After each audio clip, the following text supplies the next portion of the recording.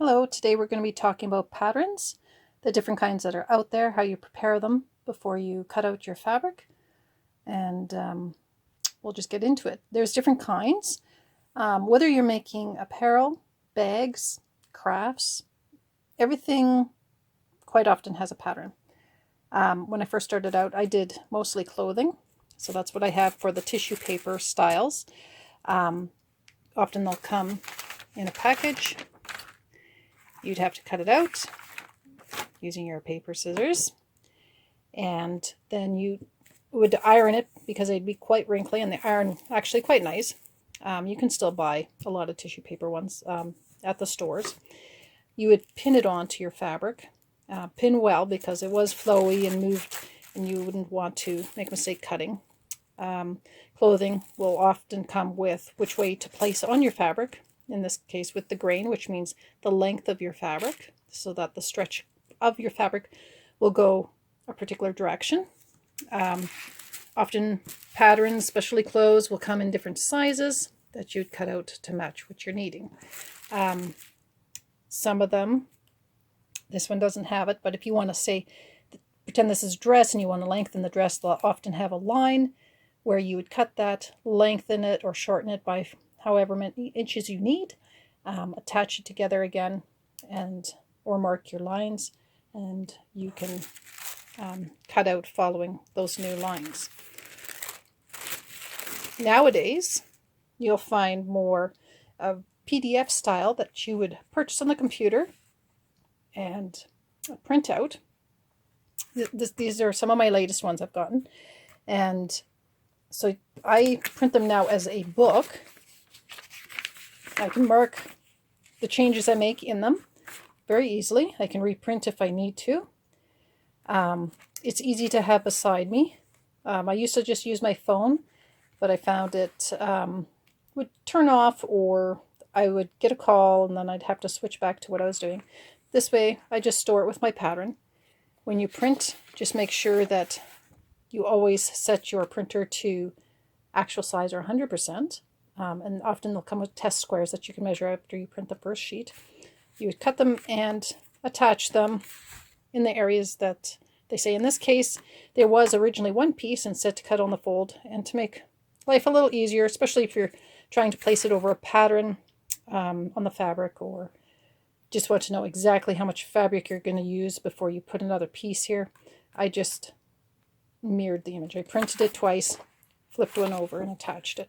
So this would be the whole piece for this particular front of a bag. What I used to do not too long ago is keep my patterns in a binder. So you'd have your pattern printed out, which I found I still ended up printing many times over because I take the pages out and lose them. Some come unnumbered, and then I'd put the pieces into a sleeve. And I still keep them all on the computer, so it's easy enough to reprint if I need. Patterns that you use often, people will purchase the pattern cut out in Lexan, plexiglass, acrylic, or make their own out of cardboard or plastics. You can buy cutting board plastic, easy at the dollar store. Easy to cut with your scissors. You mark it with your markers. This is just a craft mat for kids from the dollar store. They come in large sizes for like only $1 or $2. And then that way it gives a little bit of an edge to mark. You're not changing the pattern by using it multiple times because it's not really bending and getting ruined. Pop a hole in. You can hang all the pieces together, file them because they're thin enough. Some that I do, I cut out in vinyl, and because it's weighty enough, it sits flat. I can easily mark to remove it and cut. Craft foam would work wonderful. Easy to mark, cut, store, lightweight, quite thin, but enough that you're not going to crush that edge every time. The only way you would is if you're using a rotary cutter along these edges, then you'd probably be better off getting the Lexan or acrylic. My husband made this one, and I literally can cut and I don't ruin this using a rotary cutter along the edge.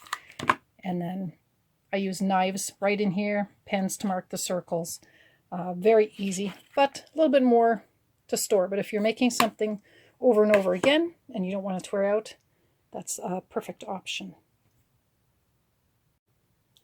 Just like with quilting, sometimes your patterns don't come with pieces. They just list them in the front of your instructions.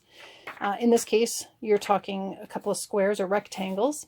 And so that's where something like the cutting rulers and rotaries come in really handy. You would just literally place this down. You wouldn't necessarily mark with rulers. You just square off your fabric, pull it over, measure how many inches you need, cut it again, remove the piece, and then do your squares or rectangles. It makes for quick projects, whether it be quilting or all these patterns that have more squares and rectangles. And those are just some of the pattern differences, options. All are still available. And have a good day.